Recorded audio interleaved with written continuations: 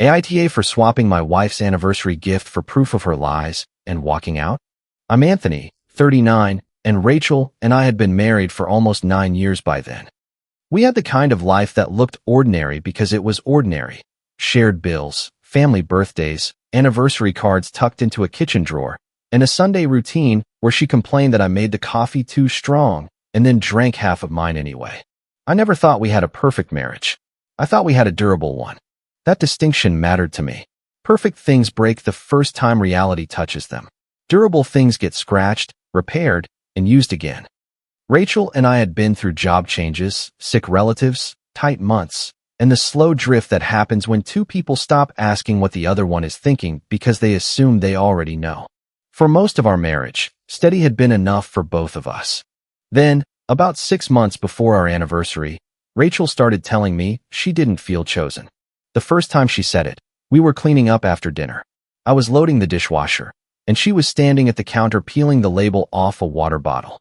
"I don't want to sound dramatic," she said, which usually meant the next sentence had been sitting in her head for a while. "But sometimes I feel like I'm just another thing you maintain." I stopped with a plate in my hand. "What does that mean?" "It means you pay the bills, you remember appointments, you make sure the car gets serviced. You're dependable." "I know that." The way she said dependable made it sound like a polite diagnosis. "But," I asked, "but I don't feel wanted. I feel managed." I put the plate down. "Okay, tell me what I'm missing." She looked at me for a long moment, then shook her head. "If I have to give you instructions, it ruins the point." That was the beginning of a conversation we had in different forms for months. Rachel said she missed romance. She said she wanted effort. She said she wanted to feel like I still saw her instead of seeing the list of things we needed to get done before Monday. I didn't get defensive at first because some of what she said was fair. I had gotten practical. Most nights, my idea of quality time was eating takeout beside her while we watched something neither of us cared enough to finish. So I tried to change it. I booked a table at a restaurant she'd mentioned. She said I picked it because it was close and convenient. I left a note on the bathroom mirror that said, "Dinner tonight. No phones. Just us." She smiled when she first saw it, but later said it felt like I had scheduled intimacy the way I scheduled a dental cleaning. I put a Friday evening walk on our shared calendar because she'd once said she missed talking without the television on. She stared at the notification and said, "This is exactly what I mean. You turned romance into a task." I took it off the calendar and asked her what would feel spontaneous. She said, "You shouldn't need me to teach you how to love me." Every attempt landed slightly wrong. If I planned something, it was mechanical. If I asked what she wanted, I was making her do the emotional labor. If I gave her space, I didn't care enough to fight through the distance. Still, I kept trying because I believed the complaint was the problem. I didn't understand that it had become cover for something else. Graham first reappeared through Instagram. I knew who he was. Rachel had dated him for a couple of years before we met. She'd never described the relationship as healthy, but she had described it as intense. They broke up because, in her words, they were too much alike in all the worst ways. At first, he left harmless-looking comments. "Still laughing with your whole face. Some things never change." Then he started commenting on old posts, not current ones. He put a heart beneath a 6-year-old photo of Rachel in a red dress. He wrote, "Best night," under a blurry holiday picture from before we were married. Under a photograph I had taken of her at the beach years earlier, he wrote, "Still your best smile." That one bothered me enough to say something. Rachel was sitting on the couch with her feet under a blanket when I asked, "Why is Graham digging through your old pictures?" She barely looked up. "He isn't digging. The app shows old memories." 3 different memories from 3 different years? She sighed and locked her phone. "He's being friendly. He's your ex-friendly has a different meaning." Her expression changed immediately. Not guilty. Offended. "So you don't trust me?" "I didn't say that. You didn't have to. I said the comments are inappropriate. And I'm telling you they don't mean anything." Then asking him to stop shouldn't be a problem. She pushed the blanket away and stood up. "This is what I mean, Anthony. You don't make me feel wanted, but the second somebody else notices me, you act like I'm property." I remember that sentence because it trapped me. If I objected, I was controlling. If I let it go, I was proving I didn't care. So I let it go. A few days later, I noticed she had started placing her phone face down. That, by itself, didn't prove anything. People place phones face down. People smile at messages. People step into another room to take calls. I told myself not to become the husband who treated every small change as evidence. Then Graham started showing up in conversation. Rachel would say, "Graham used to love this place," when we passed a restaurant. Or, "Graham always said I should have gone into design," when she complained about work. One night, I made a joke that fell flat, and she said, "He would have understood what I meant." I looked at her. "Do you hear yourself?" She blinked. "What? You've mentioned him 4 times this week." "Because you're counting." "No, because he's becoming part of our marriage without ever entering the room." She gave me a tired smile. "Maybe he understands a part of me you never did." That line should have changed everything. Instead, I treated it as more evidence that I needed to do better. Our anniversary was coming up, and Rachel had been saying she wanted something that proved we weren't roommates with a marriage certificate. I decided to plan a reset. I booked a private room at a restaurant she liked. It wasn't a ballroom or anything extravagant, just a warm room behind the main dining area with one long table, low lighting, and enough space for a small group. Rachel had said she wanted our anniversary to feel meaningful, not secret, so we agreed to invite a few close friends and relatives who had been part of our lives for years. She invited Camille, her best friend, 2 cousins, and her mother. I invited my closest friend, Dean, my younger sister, Paige, and a few people we both knew well. The gift was supposed to be the center of the night. I bought a small necklace with our wedding date engraved on the back. I wrote Rachel a letter by hand, which took 4 attempts because every version sounded either too formal or too desperate. I also prepaid for a short trip, nothing lavish, just 3 quiet days away from our routines. I thought we could sleep late, eat somewhere new, and talk without the familiar rooms around us reminding us how often we'd failed to finish the conversation. The gift box was dark blue velvet, small enough to fit in my jacket pocket. Paige saw it 2 days before the dinner. She had stopped by to return a cooler and found me at the kitchen table with crumpled drafts of the letter around me. "You're rewriting an anniversary letter?" she asked. "I don't want it to sound like a speech." She picked up one of the discarded pages before I could stop her. She read a few lines, then set it down carefully. "Do you want to save the marriage?" she asked. "Or are you trying to earn basic kindness?" I leaned back in my chair. "That's not fair." "Maybe not. Rachel is telling me what she needs. I'm trying to listen." Paige glanced toward the hallway, even though Rachel wasn't home. "Listening is good. Shrinking yourself until somebody approves of you isn't." "I'm not shrinking." She looked at the 4 versions of the same letter. "Self-respect isn't selfish, Anthony." I told her I knew that. At the time, I thought I did. The week before the dinner, Rachel seemed lighter than she had in months. Not warmer with me, exactly, but energized. She bought a dark green dress and wouldn't show it to me. She started humming while she got ready in the morning. She smiled at her phone and then tucked it away when I entered the room. On Wednesday night, I was rinsing 2 coffee mugs at the kitchen sink when her phone lit up on the counter beside me. I didn't touch it. I didn't lean closer. The preview was large enough to read from where I stood. "Graham, does he know I'm coming, or are we still making him prove he can handle it?" For a second, all I could hear was the faucet running. Rachel came into the kitchen carrying a laundry basket.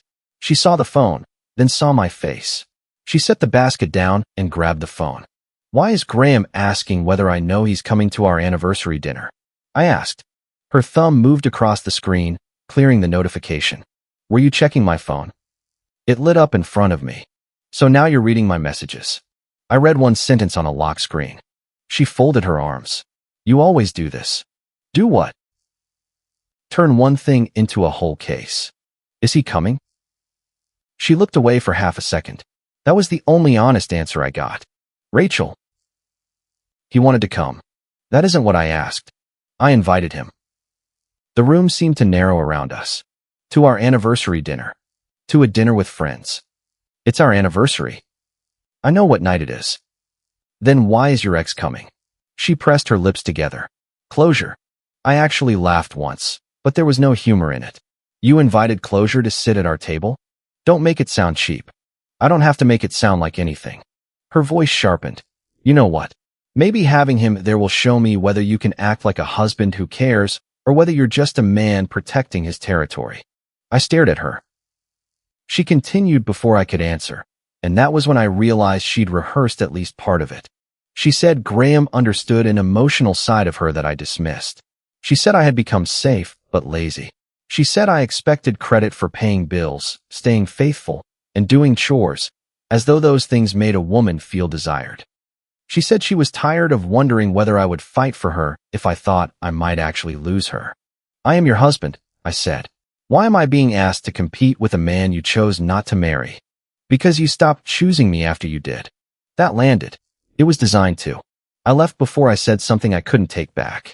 I drove to a grocery store parking lot and sat in my car near the cart return while people carried bags past my windshield.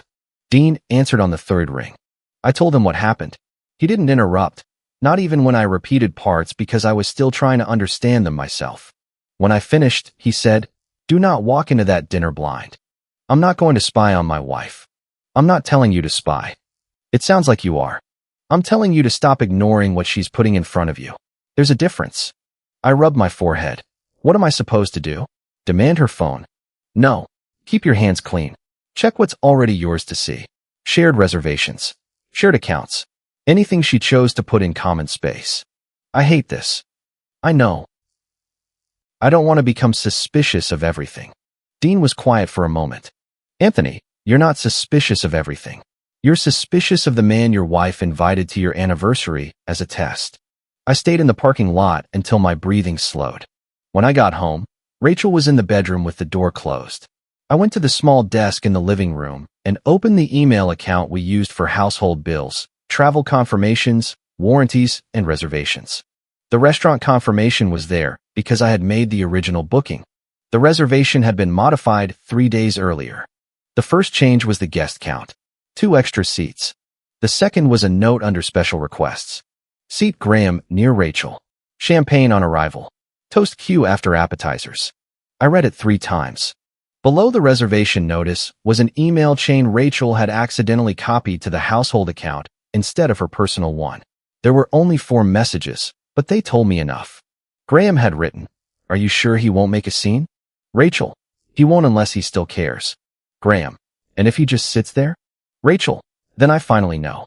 He needs to feel what it's like to lose me. Otherwise, he'll never fight." I sat at the desk with both hands flat against the surface. The worst part wasn't that Graham was coming. Graham was doing exactly what a man like Graham would do after being told another man's marriage was already half over and he had been invited to prove himself more desirable. The worst part was that Rachel had built a stage and called it an anniversary. I kept looking. There was a Zelle transfer from Graham in the household banking notifications because our accounts were linked for alerts. The amount was $640. The note said, "For the thing we talked about." 2 weeks earlier, Rachel had come home wearing a thin gold bracelet. When I asked about it, she said she bought it for herself because she was tired of waiting for somebody else to surprise her. At the time, I felt ashamed. Now I searched the household email for the bracelet brand. A digital receipt appeared, forwarded from Graham's email to Rachel's personal address, and then accidentally included in a longer chain about the dinner reservation. Same bracelet. Same amount. It still didn't prove a physical affair. I didn't need it to. Rachel had accepted a romantic gift from her ex, lied to me about it, invited him to our anniversary, arranged for him to sit beside her, and planned a toast meant to provoke me in front of everyone we cared about. The next morning, Camille called. I almost ignored it. Then I realized she might tell me which version of the story Rachel had given everyone else. She skipped hello. "Anthony, please don't ruin tomorrow night." I looked out the kitchen window while the coffee machine clicked behind me. Ruin it how? By making Graham's presence into something it's not. What is it? Closure. Rachel has been trying so hard to get through to you. I almost admired how quickly that word had spread. What did she say she was closing? Camille exhaled. You know he was a huge part of her life. She's trying to put old feelings in the right place. At our anniversary dinner. It's not just your anniversary dinner. There are people coming. People she invited to watch. That's not fair. Did she tell you Graham asked whether I knew he was coming? Silence. Did she tell you the restaurant has instructions to seat him beside her? Another pause. Anthony. Did she tell you there's a toast queue after appetizers? Camille's voice changed. The certainty drained out of it. Wait. What? Did she tell you she wrote that I needed to feel what it was like to lose her? Rachel said you were becoming controlling. That wasn't my question. Camille didn't answer. In that silence, the larger shape of it became clear. To me, Rachel was a lonely wife begging for romance. To Graham, she was nearly free, trapped only by a husband too comfortable to let go. To Camille, she was an emotionally neglected woman trying to find closure while her controlling husband monitored her friendships. To relatives, I later learned, I was a practical, cold man who mocked therapy and treated Rachel like a dependent instead of a partner. She had built a different story for every audience. The details changed, but the ending was always the same. Rachel was wounded, and I was the reason. I didn't cancel the dinner. People have told me since then that I should have confronted her privately, ended the marriage quietly, and spared both of us the public damage. In another situation, I might agree. But the public damage was already scheduled. The room had been booked. The witnesses had been invited. They had been given their roles. Rachel wasn't just planning to hurt me. She was planning to use my reaction as proof that every lie she'd told about me was true. If I got angry, I was controlling. If I begged, she was desirable and I was weak. If I stayed silent, I didn't love her. It was a test with no passing answer. So I changed the gift. I took the necklace out of the velvet box and put it back in its pouch. I folded the letter and placed it in a drawer. I canceled the trip and accepted the partial refund. The confirmation email had a red canceled banner across the top, which felt more honest than anything else connected to our anniversary. I printed 5 things. The lock screen message from Graham, which I had photographed only after Rachel confirmed out loud that he was coming. I included the full visible preview, the date, and nothing from inside her phone. The restaurant modification with the seating request and toast cue. The bracelet receipt and the corresponding Zelle transfer.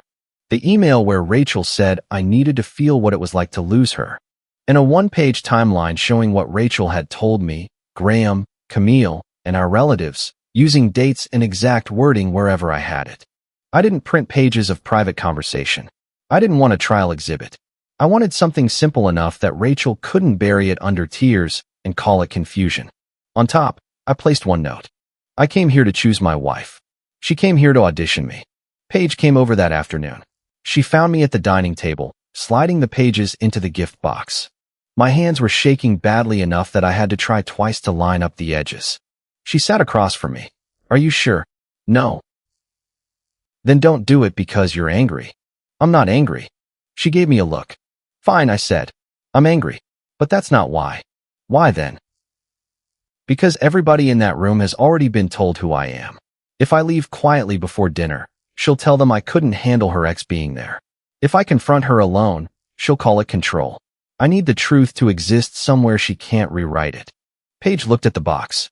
Then leave before they turn your pain into entertainment. The restaurant room was exactly as I remembered it from the booking photos. Low amber lights, white tablecloths, dark wood, and a long table set with more wine glasses than anyone needed. I arrived 5 minutes late on purpose. I wanted everyone seated. I wanted to see the room before the room saw me react. Rachel was near the center of the table in her dark green dress. Graham sat beside her. A bottle of champagne rested in a silver bucket between them.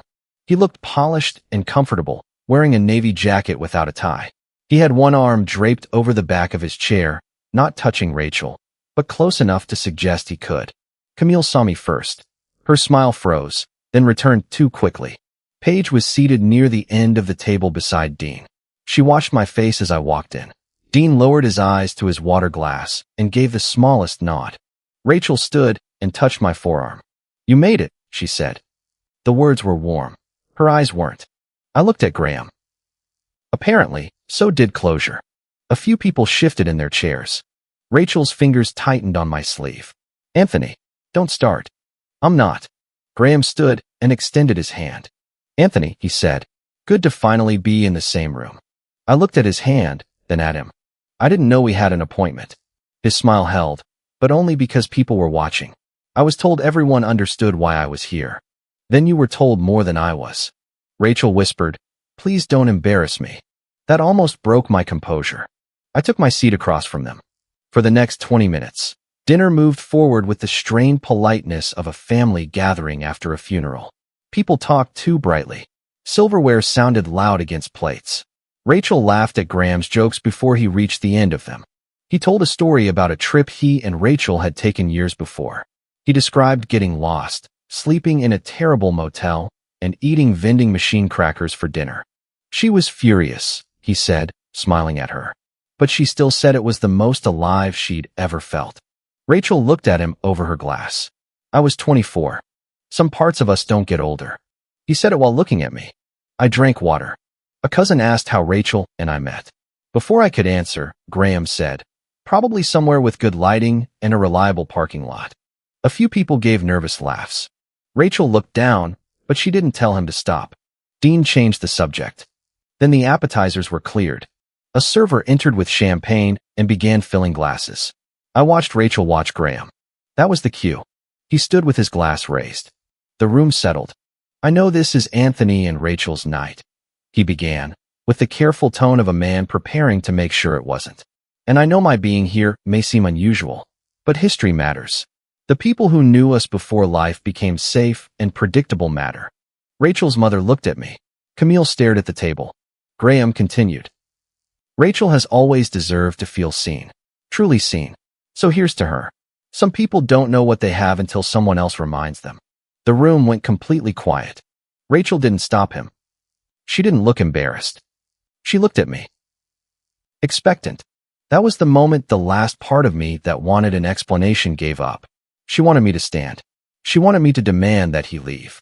She wanted me to say she was mine, to fight for her in front of everyone, to give the performance she'd spent weeks arranging. Graham smiled slightly, as though he had already won. I stood. Rachel's face sharpened. I reached into my jacket, took out the velvet box, and placed it on the table in front of her. For a second, her expression softened. She thought it was the necklace. She thought the test had worked. I was asked to prove I could still choose my wife, I said. No one moved. I did. I came here with a gift, a plan, and the last bit of trust one had. Then I found out I was the only person treating tonight like an anniversary. Rachel went pale. Anthony, she said quietly, don't do this. Graham gave a short laugh. This feels a little dramatic. I looked at him. Don't worry. I'm leaving before anyone can call it a scene. Then I looked back at Rachel. When you open that, don't call me first. Explain it to the people you lied to. I walked out. Rachel said my name once behind me. Not loudly. More like a warning. I didn't turn around. My phone started vibrating before I reached the car. Rachel. Then Camille. Then Rachel again. Then one of Rachel's cousins. Then Dean. I sat behind the wheel without starting the engine and watched the screen light up over and over. After a minute, Dean sent a text. You good? I typed back, no, but I'm clear. I drove home with the radio off. By the time I got there, I had 91 missed calls. That number included repeated calls from Rachel, Camille, Rachel's mother, 2 relatives, and several people who had been at dinner. It wasn't 91 different people. It was one room panicking at once. The messages came in waves. Rachel's first texts were furious. How could you humiliate me like that? You made everyone think I cheated. You had no right to print private things. You don't get to punish me for having feelings. Then the tone shifted. Please answer. You're making this worse. Graham is leaving. Camille won't talk to me. My mom is asking questions. Then, please, just come back so we can explain together. That message told me she still believed I was supposed to help her manage the story. I turned off the sound and left the phone face down on the counter. Dean called once more an hour later. I answered. What happened after I left? I asked. He let out a long breath. You sure you want the play-by-play? Yes. According to Dean, Rachel stared at the box for almost a minute before opening it. Her hands shook when she lifted the lid. She saw the note first. Camille was close enough to read it over her shoulder. Rachel pulled out the restaurant modification and tried to fold it back into the box. Camille said, What is that? Rachel said, This is private. Paige leaned across the table. It became public when you invited everybody. Graham reached for the email printout. Paige put her hand on it and said, Touch it and you prove the whole point. Someone asked whether the screenshots were real. Rachel said, They're out of context. Camille asked, Is any of it fake? Rachel didn't answer. That silence did more than I could have done with a speech. Graham tried to sound reasonable. He said Rachel had told him I knew he was coming. Then Camille pointed to his message asking whether I knew. He said the toast was supposed to be supportive. Dean asked why a supportive toast had to happen at another man's anniversary dinner. Graham said, "This seems like a private issue." Paige told him, "You accepted champagne and a seat beside somebody else's wife in a private room full of witnesses. You don't get to discover privacy now." The bracelet receipt made things worse. Rachel's mother recognized it because Rachel had shown it to her and said I bought it. That was a detail I hadn't known. Camille started asking Rachel what else she'd lied about. One cousin asked whether Rachel had really told them I refused counseling. I had never refused counseling. Rachel had never asked me to go. The room fractured into small conversations. People compared what they'd been told. No two versions matched. Graham left through a side door before dessert. Rachel spent 20 minutes crying in the restroom while her mother stood outside, asking her to open the door. Camille apologized to Paige in the hallway because she had spent weeks describing me as cold and controlling based entirely on Rachel's version. "She told me you mocked therapy," Camille said. Paige answered, "He spent 4 nights rewriting an anniversary letter." That part hurt more than I expected. The next morning, Rachel came home around 8. I was at the dining table with a mug of coffee, a legal pad, and my wedding ring beside the mug. I hadn't slept much. The coffee had gone cold before she arrived. Rachel looked exhausted. Her makeup was mostly gone, and she was carrying her heels by the straps. She stopped when she saw the ring. "You're being dramatic," she said, but her voice broke on the last word. I didn't answer. She sat across from me and started crying before she had both arms on the table. "I messed up. You planned it." "I know." "No. You keep calling it something that happened.